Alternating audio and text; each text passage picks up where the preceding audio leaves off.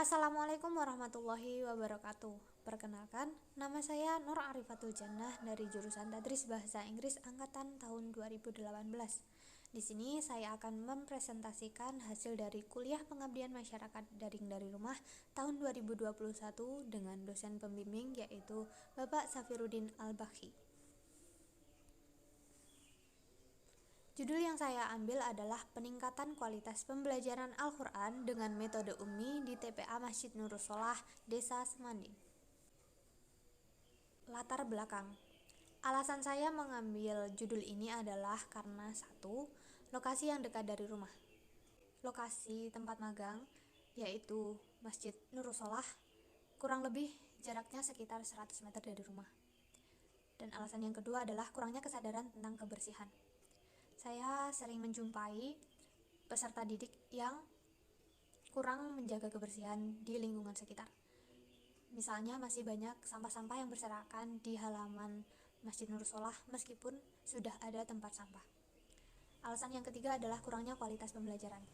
Hal ini dikarenakan hanya ada satu guru tetap yang mengajar di tempat tersebut, yaitu pemilik Masjid Nurus Solah itu sendiri. Jadi saya rasa kualitas pembelajarannya masih kurang. Lokasi KPM. Taman Pendidikan Al-Quran Masjid Nurus Solah ini merupakan salah satu TPA yang ada di Ponorogo, tepatnya di Dukuh Bentong, Desa Semanding, Kecamatan Kauman, Sumoroto. Nah, letak TPA masjid ini cukup strategis karena berada di pinggir jalan yang biasanya dilewati oleh anak-anak sekolah. Meskipun TPA ini masih belum resmi, tetapi peserta didik yang melakukan pembelajaran Al-Quran di sini cukup banyak, mulai dari anak berusia 4 sampai 15 tahun. Mitra yang saya ajak untuk melakukan kegiatan pengabdian masyarakat yang saya lakukan adalah Bapak Kiai Haji Marjuki sebagai pemilik TPA Masjid Nurus Solah. Saya sudah melakukan beberapa kali wawancara sehingga menemukan berbagai permasalahan yang dihadapi. Poin 1, 2, dan 3 seperti yang sudah saya jelaskan sebelumnya, kurangnya SDM pengajar, kurangnya kesadaran tentang kebersihan, kurangnya kualitas pembelajaran. Lalu masih ada beberapa lagi yaitu kurang diperhatikannya tajwid, makhraj huruf, dan panjang pendeknya bacaan. Nah, hal ini dikarenakan hanya ada satu pengajar tetap sehingga akan membutuhkan waktu lama jika peserta didik itu datang secara membludak. Prosedur yang saya lakukan dalam KPM ini adalah menggunakan pendekatan Asset Based Community Driven Development atau yang sering disebut ABCD. Nah, dalam ABCD ini saya menggunakan dua komponen utama yaitu penemuan apresiatif atau appreciative inquiry dan skala prioritas atau low hanging fruit.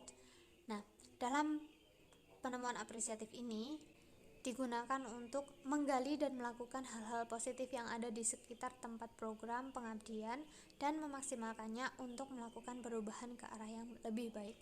Jadi, kita akan menemukan beberapa hal yang akan mengubah tempat program pengabdian menjadi lebih baik. Lalu, untuk skala prioritas itu sendiri adalah perhitungan atau ukuran kebutuhan dalam program pengabdian yang akan dilaksanakan sesuai dengan tingkatan kepentingannya. Jadi, ada beberapa hal yang harus diurutkan terlebih dahulu sesuai dengan kepentingan yang akan dilaksanakan. Nah, dalam penemuan apresiatif atau appreciative inquiry ini ada 4 tahapan. Yang pertama yaitu discovery atau menemukan hal yang menciptakan keadaan saat ini.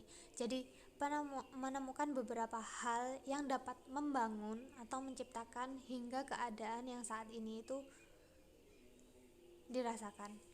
Yang kedua adalah dream atau apa yang diharapkan di masa depan. Dan yang ketiga adalah design, merencanakan pencapaian yang diharapkan di masa depan.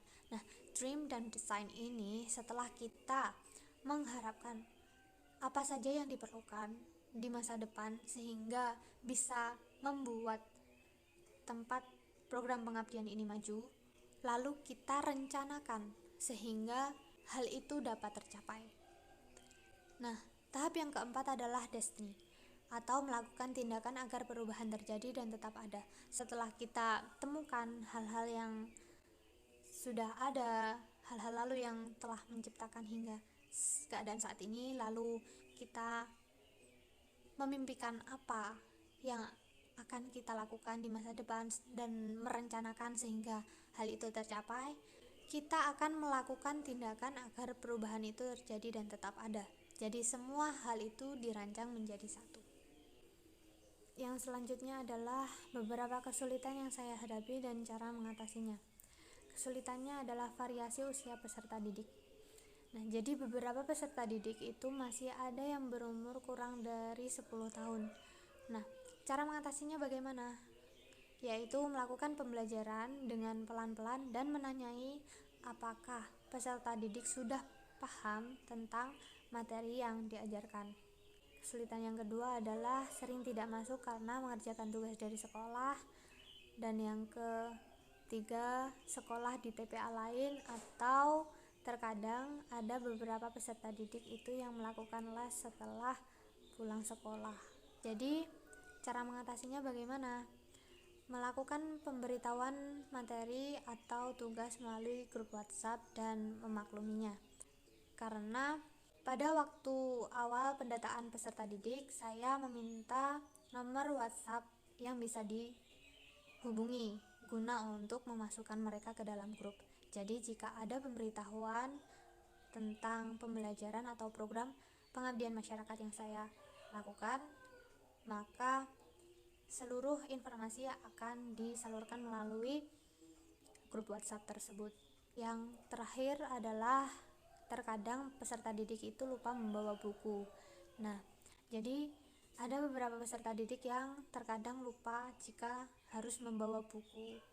Maka mereka saya suruh untuk bergabung bersama teman yang lain sehingga pembelajaran bisa terus berlanjut. Nah, buku di sini adalah buku jilid Umi yang nomor 1, Umi jilid pertama. Selama pelaksanaan program, ada beberapa faktor pendukung.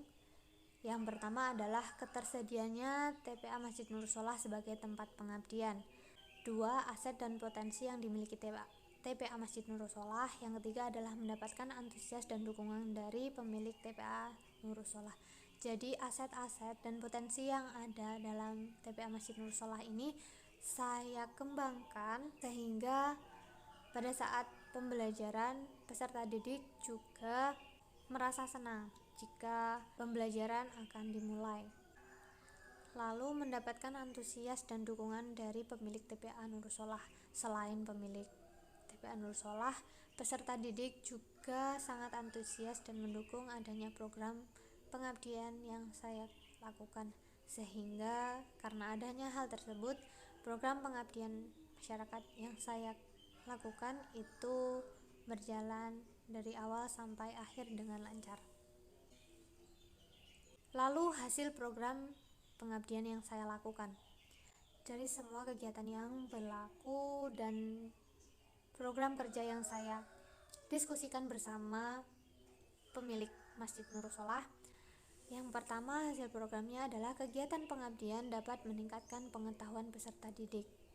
Nah, ada beberapa materi-materi yang saya berikan kepada peserta didik berupa pengetahuan agama, lalu materi wudhu dan juga sholat. Nah, yang kedua adalah peningkatan pelafalan dalam doa-doa harian dan surat-surat pendek sesuai dengan makhraj huruf. Karena ada beberapa kali pertemuan yang membahas tentang makhraj huruf, khusus untuk makhraj huruf, dan juga menggunakan metode Umi untuk pembelajarannya, maka terdapat peningkatan dalam tajwid, makhraj huruf, dan juga panjang pendek dari setiap bacaan oleh peserta didik. Lalu yang ketiga adalah pelaksanaan kegiatan secara keseluruhan dikatakan berhasil. Presentase yang dapat saya sampaikan kurang lebih adalah sekitar 97% dapat dikatakan berhasil. Alhamdulillah, sekian dari saya tentang presentasi hari ini. Apabila ada kurang lebihnya, saya mohon maaf. Billahi wa taufiq wal hidayah. Wassalamualaikum warahmatullahi wabarakatuh.